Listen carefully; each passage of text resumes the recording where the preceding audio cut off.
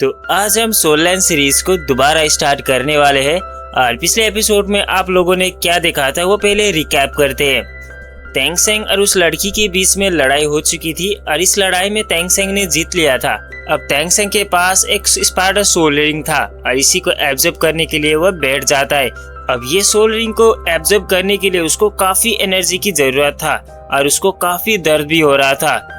Daemon spider beast का वो soul ring इतना पावरफुल था कि तेंग सेंग भी उसको कंट्रोल नहीं कर पा रहा होता और उसको काफी तकलीफ हो रहा था। उसकी दोस्त उसके लिए चिंता कर रहे होते। तभी हमें सीन शिफ्ट करके दूसरी तरफ देखा जाता है ग्रैंड मास्टर को। ग्रैंड मास्टर के हाथ में एक लेटर था जिसको देखने के बाद वो हैरान होते हुए उठ जाते। अब ग्रैंड मास्टर को काफी शौक लगा था इस लेटर की वजह से। आखिर इस लेटर में क्या था वो हमें आगे पता चलेगा। तभी ग्रैंड मास्टर की आंखों पर हमें तेंग सेंग भी झलक दिखाया जाता है। अब वो लेटर के अंदर क्या था और तेंग सेंग को ग्रैंड मास्टर क्यों याद कर रहे वो हमें और भी आगे पता चलेगा। अब इस जगह पर काफी स्टूडेंट थे तो उन सभी लोग सेलिब्रेट कर रहे होते। उसके बाद हमें दूसरी तरफ हाउ तेंग को दिखाया जाता है, तेंग सेंग की फादर को। तेंग सेंग की फादर ब्लू सिल्वर ग्रास की जगह पर आके बैठ चुके थे और कुछ चीजें यादें कर रहे होते। हाउ तेंग पहाड़ की ऊपर पहुंच जाते। उसके बाद हाउ तेंग अभी काफी गुस्से में था। वो कह रहा होता कि मार्शल सोल हॉल मैं वापस आ चुका हूँ, मैं तुमसे बदला जरूर लूंगा कहते हुए वो काफी गुस्सा हो रहे थे। उसके बाद अब हमें हाउ तेंग की बैक स्टोरी को दिखाया जाने वाला है कि हाउ तेंग अपनी जवानी में कितने पावरफुल थे और वो बड़े बड़े सोल लाइन मास्टर से कब लड़े थे। वो सब कुछ अब वो यादें करने वाले हैं और हमें पता चलेगा कि तेंग सेंग की फादर कितने ज्यादा पावरफुल है। अब इसके बाद हमें दूसरी तरफ दिखाया जाता है वीरान जगह पर काफी इंसान मरे हुए थे। इस जगह पर मानो कि दो गॉड के बीच में आपस में लड़ाई हो और इस वजह से इसकी लड़ाई की इम्पैक्ट से इस जगह पूरी तरीके से जमीन के अंदर धंस चुकी हो। यहाँ पर सब कुछ वीरान था, इस जगह पर कोई भी चीज जिंदा नहीं था। तभी उस जगह की सबसे ऊपर हम हाउ तेंग को देखते हैं। वो अपने हाथों से अपनी मास्क को हटाते हुए ये काफी गुस्से से यादें करने लगता है। हाउ तेंग अभी काफी जवान था। वो यहाँ से भाग रहा होता है मानो कि कुछ लड़ाई हो रही हो और उसके साथ उसकी वाइफ भी थी और हमें छोटा सा तेंग सेंग को भी दिखाया जाता है। उन दोनों अपने परिवार के साथ हाउ तेंग भाग रहा होता है किसी से बचते हुए। लेकिन हाउ तेंग ज्यादा दूर नहीं जा सकता था। उसके सामने एक ग्रैंड सोल लाइन मास्टर खड़ा था। इसी को देखते हुए अब हाउ तेंग भी अपने हाथों से हैमर निकालते हुए उसके साथ भिड़ने के लिए आगे बढ़ जाता है और अपनी वाइफ येन को पीछे की तरफ धकेल देता है। इसी के साथ उन दोनों के बीच में काफी भयंकर लड़ाई चलता है। इस लड़ाई में हाउ तेंग काफी पावरफुल था लेकिन वो ग्रैंड सोल लाइन मास्टर भी कुछ कम नहीं था। उन दोनों के बीच की लड़ाई एक गॉड लेवल की लड़ाई थी। ग्रैंड सोल लाइन मास्टर को चकमा देते हुए हाउ तेंग यहाँ से अपनी वाइफ को लेके भागने वाला था, लेकिन तभी वहाँ पर दूसरा ग्रैंड सोल लाइन मास्टर भी पहुँच जाता है। अब हाउ तेंग के सामने दो बड़े बड़े सोल लाइन मास्टर खड़े थे। हाउ तेंग चाहकर भी इन दोनों से बच के भाग नहीं सकता था क्योंकि इन दोनों इतने पावरफुल है कि सभी लोग डरते थे। उन दोनों मिलके अब हाउ तेंग के ऊपर हमला करते, लेकिन अपनी वाइफ और अपनी बेटे को बचाने के लिए हाउ तेंग इस लड़ाई में कूद जाता है और अपनी वाइफ को साइड करता है। इन तीनों के बीच की लड़ाई एक गॉड लेवल की लड़ाई हो चुकी थी। ये लड़ाई में हाउ तेंग अपनी पूरा 100% देता है और दोनों बड़े बड़े सोल लाइन मास्टर के साथ अकेले भिड़ जाता है। हाउ तेंग अभी अपनी पीक लेवल पर था। हाउ तेंग अपनी पूरी एनर्जी का यूज कर रहा था, उन दोनों सोल लाइन मास्टर भी, लेकिन हाउ तेंग अकेले उन दोनों को हैंडल कर पा रहा होता है। लेकिन इन दोनों के हमले भी काफी पावरफुल थे। अब हाउ तेंग उससे बचते हुए अपनी वाइफ को लेके भाग रहा होता है, लेकिन तभी उसके सामने एक गोल्डन कलर की एनर्जी आता है। इस एनर्जी से अब हाउ तेंग बच के भाग नहीं सकता था और अपनी वाइफ को एक साइड में करता है। अब ये आखिरी लड़ाई था हाउ तेंग के लिए क्योंकि उसके सामने एक गॉड मौजूद था। अब हाउ तेंग के सामने एंजल गॉड आगे आ जाती है मार्शल सोल हॉल की। वो अब दो बड़े बड़े सोल लाइन मास्टर के साथ आगे खड़ा हुआ था और उसके बाद हाउ तेंग को बोलते हुए कहता है कि हाउ तेंग, तुम अपनी ट्राइब के काफी जीनियस हो। क्या अब तुम एक गॉड से मुकाबला करने वाले हो? ये तुम्हारे क्लान के लिए ठीक नहीं है। तुम इतने पावरफुल हो, आगे जाके तुम काफी पावरफुल भी बनोगे, लेकिन अभी तुम मेरे साथ मेरे खिलाफ लड़ोगे तो तुम मारे जाओगे। शराफत, हमें वो बीस्ट दे दो। लेकिन तभी अब अपनी फैमिली के बचाने की वक्त आ चुका था। इसी वजह से अपनी बेटे के लिए और अपनी वाइफ के लिए भी हाउ तेंग पीछे नहीं हट सकता था। हाउ तेंग अपनी हैमर को निकालते हुए अपने बेटे और अपनी पत्नी को बचाने के लिए एक गॉड से मुकाबला करने के लिए भी तैयार था। अब वो भी काफी गुस्से में आता है और अपनी पूरी एनर्जी के साथ उसके ऊपर हमला करता है। अब हाउ तेंग भी एक रैंडम हैमर को यूज करते हुए जंप करते हुए उसके सामने पहुंच जाता है और एक बड़ा सा हैमर बनाकर उसमें एक मारता है, जिससे वो भी काफी पीछे की तरफ धकेला जाता है।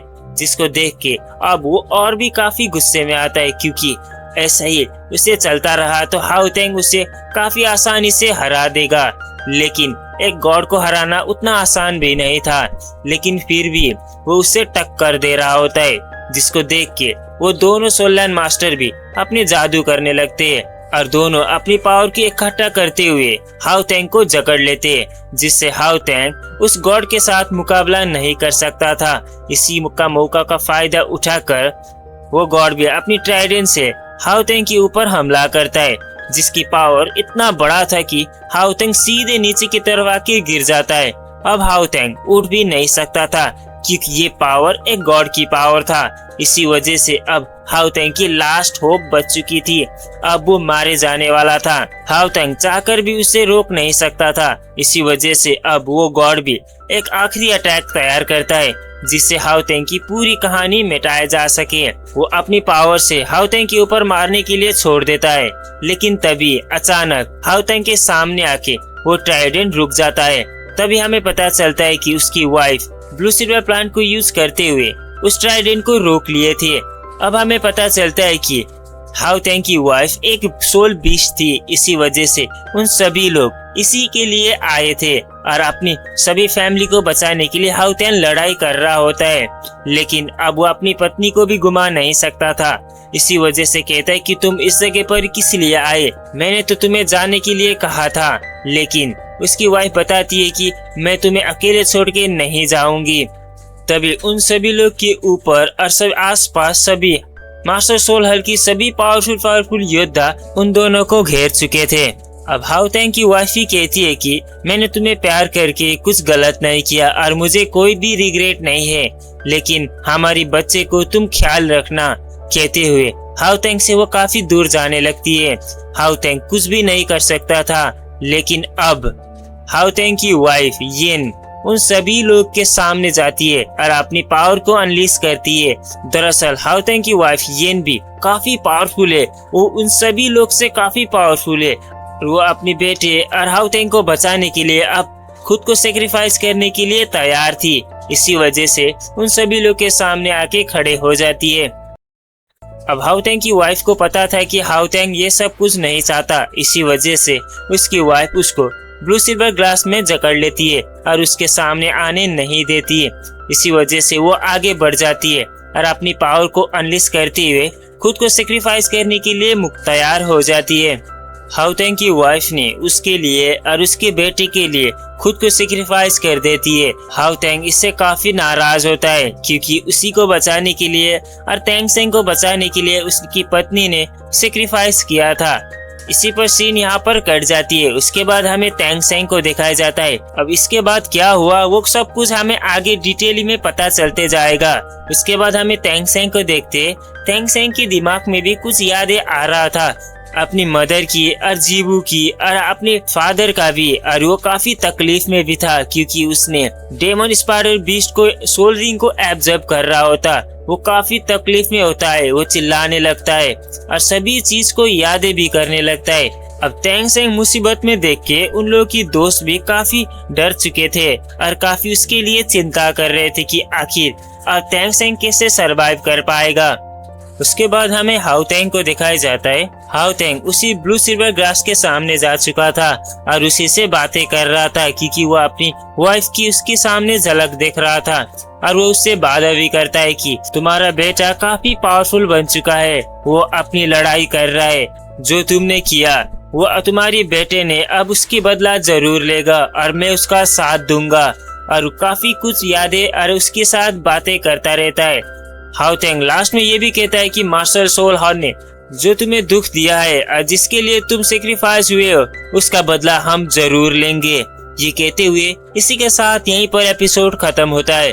तो ये एपिसोड आपको कैसा लगा मुझे कमेंट में जरूर से बताना, और इसके आगे वाला पार्ट को आपको देखना है तो चैनल को सब्सक्राइब करके जरूर से जाना और वीडियो को लाइक करना, क्योंकि आगे पार्ट में काफी ऑसम चीज होने वाला है, तो ये मिस नहीं करना चाहोगे, हमारे साथ बने रहिए। हमने तांग हाउ कितने पावरफुल थे वो चीज को देखा और तेंग सेंग की मदर ने उसको और तांग हाउ को बचाने के लिए खुद को सेक्रीफाइस भी किया था। तो अब हम आगे बढ़ते। आगे एपिसोड में हमें दिखाया जाता है वही दादी और दादा और वो पोती को, उन दोनों उन सभी लोग से हारने के बाद घर की तरफ जा रहे होते। इस जगह पर जाने के बाद ही वो दादा बताते कि शायद हमने सोचा नहीं था कि तेंग सेंग इतने पावरफुल है। अब वो दादी भी बताती कि तेंग सेंग तो है लेकिन उसके दोस्त भी काफी पावरफुल है और उन सभी लोग काफी फ्यूचर में जाके काफी पावरफुल बनेंगे। वो दादा बताते कि शायद अगर तेंग सेंग हमारे फैमिली पर आए तो वो काफी पावरफुल बन सकता है और हमें उसे अपॉर्चुनिटी भी दे सकते हैं। उसी के साथ ही अब दादा उसकी पोती को बताती है कि क्या तुम कुछ फीलिंग्स रखती हो तेंग सेंग के ऊपर। अब इसी चीज में वो लड़की भी कुछ शर्माती है। इसी के बाद हमें पता चलता है कि वो लड़की भी तेंग सेंग को पसंद करने लगी है। अब हमें दूसरी तरफ देखा जाता है जीबू को। जीबू जंगल के अंदर होती है, वो काफी स्पीड से भाग रही होती है और वो अपनी दोस्तों से और तेंग सेंग से मिलने के लिए काफी जल्दी में होती है। जीबू चलते चलते एक पहाड़ के सबसे ऊपर पर पहुंच जाती है। वहां पर पहुंचने के बाद वो इधर उधर देखती है और तेंग सेंग को बुलाती है, यानी कि वो तेंग सेंग को ढूंढ रही है अभी, लेकिन उसको मिल नहीं रहा। उसी के साथ हमें दूसरे सीन पर दिखाया जाता है तेंग सेंग को। तेंग सेंग अभी भी मेडिटेट करने के लिए बैठा होता है। वो काफी दर्द में था और उसके दोस्त आसपास से उससे देख रहे थे और उसके लिए चिंता भी कर रहे थे। अब तेंग सेंग की पीछे से कुछ चीजें बाहर निकलने के लिए आ रहा था। इसी चीज को देखने के बाद अब उन सभी लोग घबरा जाते कि आखिर अब तेंग सेंग को क्या होने वाला था, और उन सभी लोग इस चीज में छेड़छाड़ भी नहीं कर सकते थे क्योंकि तेंग सेंग के लिए काफी मुसीबत था। अगर उन लोगों ने छेड़छाड़ किया तो तेंग सेंग की जान पर खतरा आ सकता था। इसी वजह से उन सभी लोग देखते रहते हैं। लेकिन तभी अचानक जंगल में कुछ आवाजें आने लगता है जिससे उन सभी लोग अलर्ट होते हैं। लेकिन तब हमें पता चलता है कि जीबू जल्दी से स्पीड से उसी जगह पर पहुंच जाती है, जिसको देख के अब उन सभी लोग तो काफी खुश थे, लेकिन तेंग सेंग पर काफी मुसीबत आने वाला था। अब जीबू भी तेंग सेंग के सामने जाती है और देखती है कि तेंग सेंग तो काफी तकलीफ में है। वो लेवल ब्रेक थ्रू करने के लिए काफी ट्राई कर रहा है, लेकिन फिर भी वो अब तक नहीं कर पा रहा था क्योंकि उसने काफी बड़े बीस्ट को एब्जॉर्ब किया था। अब उन सभी लोग के दोस्त भी अब जीबू को पूछते कि आखिर तुम उस जायंट बीस्ट से कैसे बच के निकल गए। अब जीबू भी कुछ बहाने बनाती है। उसके बाद कहती है कि जब वो जायंट बीस्ट ने मुझे पकड़ कर लेके जा रहा था तभी जंगल से काफी बड़ा आवाज आया, जिसको सुन के वो डर के मारे मुझे छोड़ के यहाँ से भाग गया और यहाँ से मैं चले आए।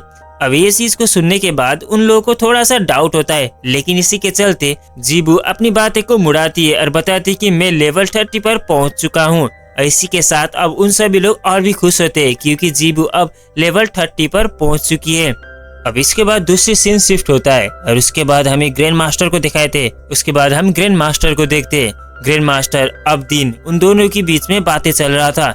इस बातों से हमें क्लियरली पता चलता है कि वो तेंग सेंग के ही बारे में बातें करते हैं, जिसमें ग्रैंड मास्टर एक बैच को निकालते हैं। उसके बाद दिन को वो दे देते। जब दिन ये बैच को देखता है तो काफी शॉकिंग में आता है। अब ये बैच देखने के बाद दिन आखिर क्यों शॉक हो गए आगे हमें पता चलेगा। उसके बाद हमें दूसरी तरफ दिखाया जाता है तेंग सेंग को। अब तेंग सेंग की वो लास्ट स्टेप था। अब इस चीज से तेंग सेंग रिकवर हो गया तो तेंग सेंग जिंदा हो सकता था, लेकिन ये काफी पेनफुल था। इसी वजह से उन सभी लोग साथ देते तैंग सेंग के लिए। अब तैंग सेंग मेडिटेट कर रहा था, लेकिन तभी उसके आसपास से काफी ऑरा बाहर की तरफ निकलता है। अब ये देखने के बाद उन सभी लोग डर जाते। वो टीचर बताते कि अगर ये एक्सप्लोर हो गया तो तैंग सेंग मारा भी जा सकता है। अब जीबू काफी चिंता करने लगती है तैंग सेंग के लिए। इसी के साथ तैंग सेंग के पीछे से एक बोन की तरफ बाहर निकलता है, स्पाइडर की बोन। अब तैंग सेंग किसी चीज में ट्रांसफॉर्म हो रहा था, वो एक मकड़ी में था। इस चीज को देख के उन सभी लोग भी डर जाते हैं कि आखिर तैंग सेंग को हो क्या गया, आखिर वो तो एक इंसान है, मकड़ी में कैसे ट्रांसफॉर्म हो रहा है। क्योंकि पूरी तरीके से ताकत तैंग सेंग की सभी उसी मकड़ी बीस्ट ने लिया था, तो इसी वजह से तैंग सेंग अब मकड़ी में ट्रांसफॉर्म हो रहा था। दरअसल वो बीस्ट काफी पावरफुल था और वो 17 साल से भी ज्यादा का था। इसी वजह से वो डेफिनेटली काफी पावरफुल है। अब इसी चीज को वो हावी करने लगता है, जिससे तैंग सेंग के लिए उन सभी लोग चिंता कर रहे थे, क्योंकि अब कुछ भी हो सकता है। अब तैंग सेंग पूरी तरीके से ट्रांसफॉर्म होता है एक मकड़ी में, जिसको देख के उन सभी लोग डर जाते। ब्लू सिल्वर ग्रास तैंग सेंग को आसपास से घेर लेता है, तैंग सेंग को एक कोकून की तरह उसके अंदर समा देता है, जिसको देख के अब उन सभी लोग भी डर जाते हैं। अब उन लोग बताते कि तैंग सेंग को अब क्या होगा। उसी के साथ मोटू समझता है कि तैंग सेंग की पूरी बॉडी एक मकड़ी में बनने वाला है और उसकी सिर एक इंसान का। ये चीज को समझने के बाद उन सभी लोग भी काफी डर रहे थे। इसी के साथ हमें तैंग सेंग की यादें को दिखाया जाता है। तैंग सेंग जीबू का पीछा कर रहा था और उसको बचाना चाहता था, लेकिन तैंग सेंग ये सब कुछ नहीं कर पा रहा होता। जीबू तैंग सेंग से काफी दूर भाग रही होती है। उसके बाद तैंग सेंग ये भी याद करता है कि वो पिछले जन्म में उसने हिडन वेपन को भी बनाया था। तैंग सेंग को पिछले जन्म की पूरी तरीके से याद आने लगता है और तैंग सेंग ने उसके मास्टर के साथ यहाँ पर कुछ बातें कर रहा था और काफी वो मेहनती भी था और उसने काफी हिडन वेपन को भी बनाया था। अब इसी चीज को वो क्लान से उसे निकाल देते, जिसमें उसकी मास्टर तैंग सेंग से काफी नाराज था। तैंग सेंग तैंग क्लान में सबसे कमजोर था, इसी वजह से उसकी मास्टर और उसकी स्टूडेंट भी काफी बुली करते थे। जब तैंग सेंग उसे कुछ सिखाने के लिए मास्टर के सामने जाता है, तैंग सेंग को इस क्लान से निकाला जाता था। अब तैंग सेंग को इससे काफी गुस्सा आता था। अब वो अपने हिडन वेपन को यूज करते हुए उस क्लान के अंदर चले जाता है, ताकि वो क्लान की सीक्रेट टेक्निक को सीख सके, क्योंकि तैंग सेंग को पहले से ही काफी सीखने और कुछ चीज बनाने के लिए काफी पसंद था। इसी वजह से वो सब कुछ टेक्निक को सीखना चाहता था। जब उसकी टीचर ने उसको मना कर दिया तो वो चुराने के लिए उसके अंदर पहुंच गया। उसके हिडन वेपन को यूज करते हुए उसके अंदर तो पहुंच गया और उसने उस टेक्निक को भी सीख लिया। लेकिन उसी के साथ ही उसके एक मास्टर उस जगह पर पहुंच चुके थे और तैंग सेंग को देख लिए थे। वो बताते कि इस टेक्निक को सीखना मना है। अगर इस टेक्निक को सीखते हुए किसी ने तुम्हें देख लिया तो तुम मारे जाओगे, क्योंकि ये सीक्रेट टेक्निक किसी को भी सीखना मना था। लेकिन तैंग सेंग ने इस चीज को चुराया है, तो अब तैंग सेंग को इसको भरपाई के लिए उसकी अपनी जान को देना होगा। अब ये टेक्निक के बारे में और एल्डर को पता चलता है और तैंग सेंग को मारने के लिए उन सभी लोग आए थे और तैंग सेंग उसी जगह पर मरना पड़ा था। उसके बाद हमें दूसरी तरफ देखते हैं तैंग सेंग को। जीबू उसके लिए रो रही थी, क्योंकि तैंग सेंग अब तक नींद से जगा नहीं था। तैंग सेंग को ब्लू सिल्वर ग्रास पूरी तरीके से जकड़ लिया था। उन लोगों की दोस्त तैंग सेंग के लिए चिंता कर रहे होते, लेकिन तभी तैंग सेंग की वो ब्लू सिल्वर ग्रास बाहर की तरफ निकलने लगता है और तैंग सेंग पूरी तरीके से नंगा होते हुए बाहर की तरफ रीबोर्न करके निकलता है। अब तैंग सेंग को सही सलामत देख के उन सभी लोग भी काफी खुश थे और तैंग सेंग भी एक ह्यूमन फॉर्म में आ चुका था। अब जीबू काफी खुश होती है और तैंग सेंग के सामने जाती है और उसको गले मिलती है, लेकिन तैंग सेंग पूरी तरीके से नंगा था। इसी वजह से उन सभी लोग शर्मा जाते हैं। लेकिन तभी तैंग सेंग के पीछे से एक स्पाइडर बोन बाहर की तरफ निकलता है। अब तैंग सेंग के पीछे से 8 स्पाइडर लेग बाहर की तरफ निकल गए थे, तो इसको हटाना जरूरी था। लेकिन तैंग सेंग को इस चीज को कंट्रोल करना नहीं आ रहा था। अब मिस्टर दाई उसके सामने पहुंच जाते और बताते कि तैंग सेंग तुम इसको अंदर ले सकते हो, शायद कुछ चीज करो। अब तैंग सेंग भी फिर से मेडिटेट करने के लिए बैठ जाता है और अपनी पूरी ताकत को यूज करते हुए वो लेग को उसके अंदर समाने के लिए कोशिश करता है और ये काम भी करता है। धीरे धीरे करके उन सभी लेग्स तेंग सेंग के अंदर चले जाते। अब ये बोन तेंग सेंग के लिए काफी पावरफुल था। अभी तेंग सेंग ने 17 साल पुराना स्पाइडर बीस्ट को मारा था और उसकी सोल रिंग को लिया था, तो तेंग सेंग की लेवल भी ब्रेक थ्रू होता है और तेंग सेंग अभी के लिए काफी पावरफुल है और वो अपनी स्पाइडर बीस्ट की ताकत को यूज कर सकता है और उसकी पॉइजन को भी यूज कर सकता है। अब उन सभी लोग ऐसे काफी खुश हो रहे थे, लेकिन आसपास के जंगल में कुछ आवाजें आने लगता है और काफी खतरे की सिग्नल आने लगता है, जिससे उन सभी लोग अलर्ट होते। तब हमें पता चलता है कि स्पाइडर बीस्ट की वो माँ मर चुकी थी, तो उसकी पूरी बच्चे उन सभी लोग को मारने के लिए आ रहे थे। अब इन सभी लोग भी आप अपनी सोल रिंग को एक्टिवेट करते और पावरफुल पंचेस को यूज करते, जिससे उन दोनों के बीच में लड़ाई होती है। इस लड़ाई में काफी मकड़ी काफी पावरफुल थे, लेकिन फिर भी उन सभी लोग डट के मुकाबले करते और सभी मकड़ी बीस्ट को मारने लगते। लेकिन जीबू भी अपनी पावर को यूज कर रही थी, लेकिन तभी एक बीस्ट आके जीबू को मारने वाला था, लेकिन तेंग सेंग जल्दी से उसके सामने चले जाता है और अपनी वही लेग को स्पाइडर लेग को यूज करते हुए उस स्पाइडर को यहाँ पर काट देता है, जिसको देख के अब तेंग सेंग को भी समझ आता है कि अगर मैं इस चीज को अच्छे तरीके से यूज करूं तो ये काफी ताकतवर बन सकता है। अब इसी स्पाइडर लेग को यूज करते उन सभी मकड़ी को उन सभी लोग मिलके मार देते हैं। अब ये जंग यहीं पर खत्म हुआ था और उन दोनों को सोल रिंग मिल चुके थे, तो इसी वजह से अब इस जंगल में रुकना उन सभी के लिए काफी खतरे वाला था, क्योंकि हर वक्त किसी न किसी बीस्ट उन लोग के सामने आ ही जाता था और उन सभी लोग भी काफी थक चुके थे।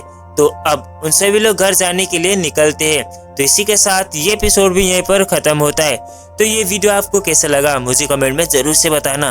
अब इसकी नेक्स्ट पार्ट में काफी ऑसम चीज होने वाला है, क्योंकि तो पिछले एपिसोड में हमने देखा कि तेंग सेंग ने उस स्पाइडर बीस्ट को बड़ी मुश्किल से एब्जॉर्ब किया था। उसके बाद उसकी सोल रिंग तो उसको मिल गया था।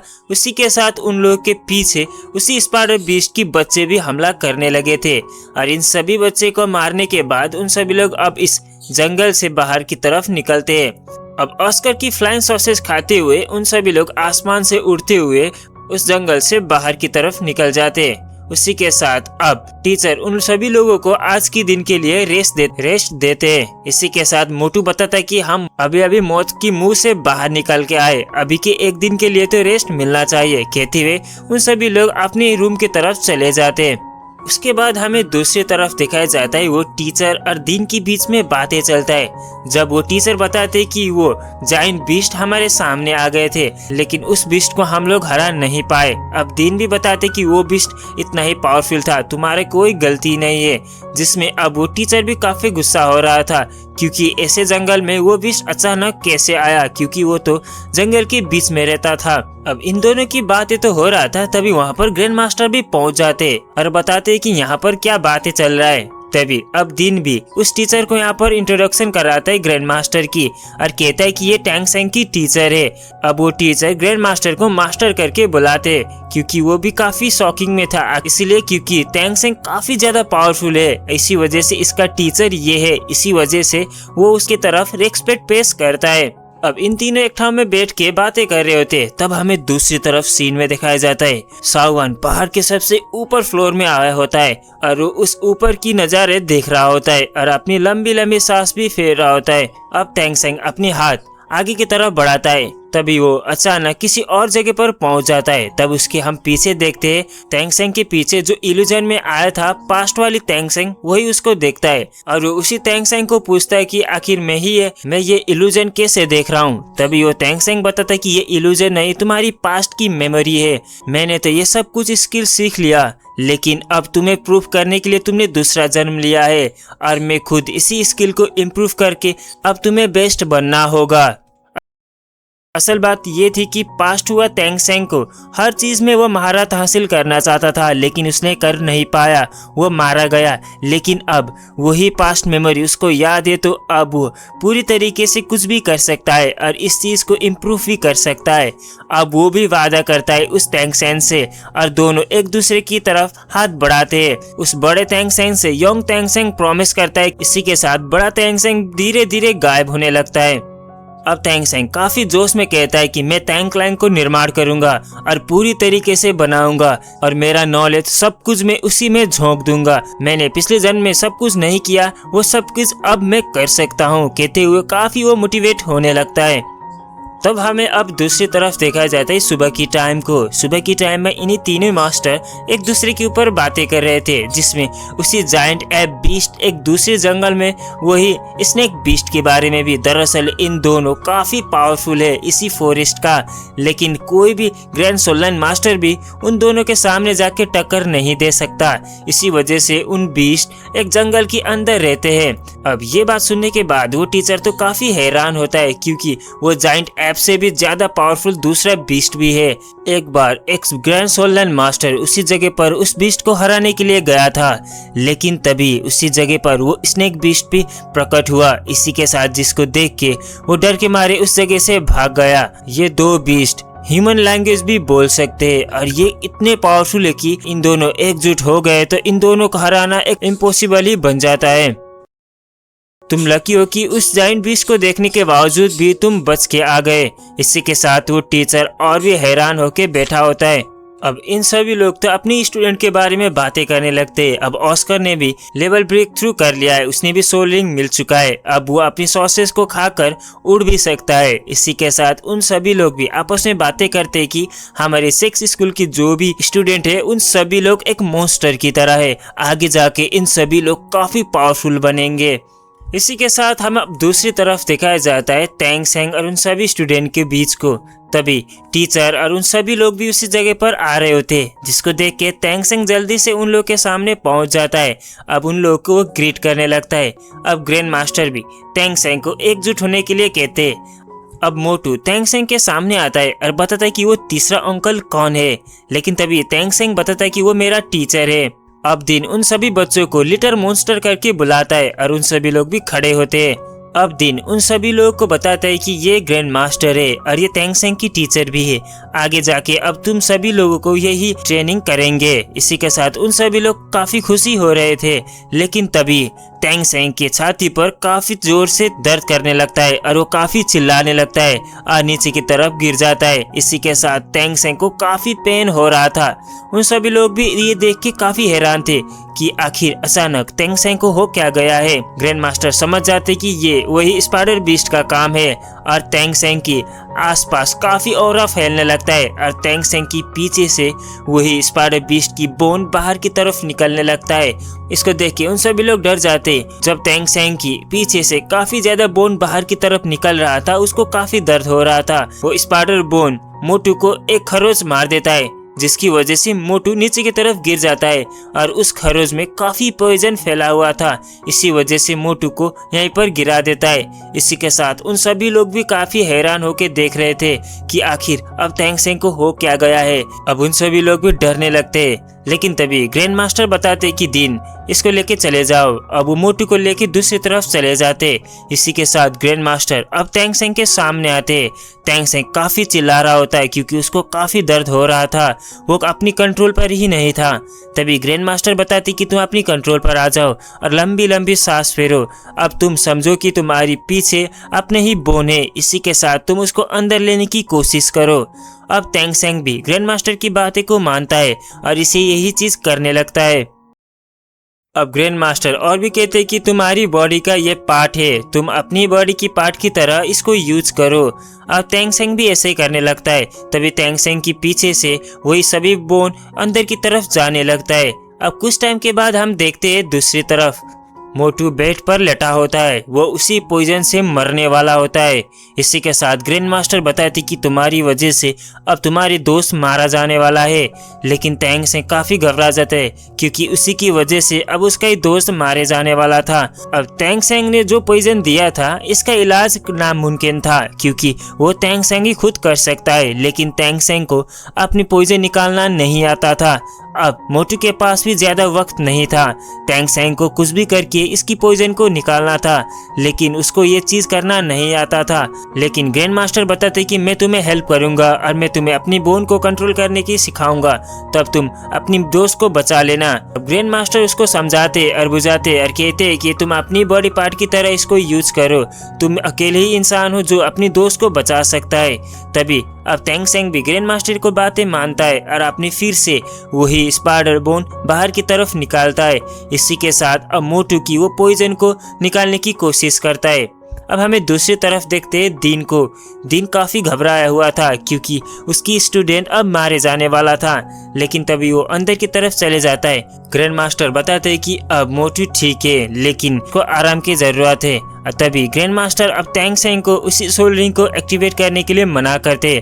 अगर तुमने ये चीज किया तो ये तुम्हारे दोस्त के लिए हावी हो सकता है, और ये चीज को सोल रिंग को सील कर देते। इसी के साथ अब टैंग सेंग भी काफी नाराज था लेकिन कुछ भी नहीं कर सकता था। ग्रैंड मास्टर उसको डांटते, उसी के साथ कहते कि कुछ टाइम के बाद मुझसे मिलने आ जाना। इसी के साथ वो यहाँ से चले जाते। अब कुछ टाइम के बाद हम देखते हैं कि ग्रैंड मास्टर और टैंग सेंग जा रहे थे।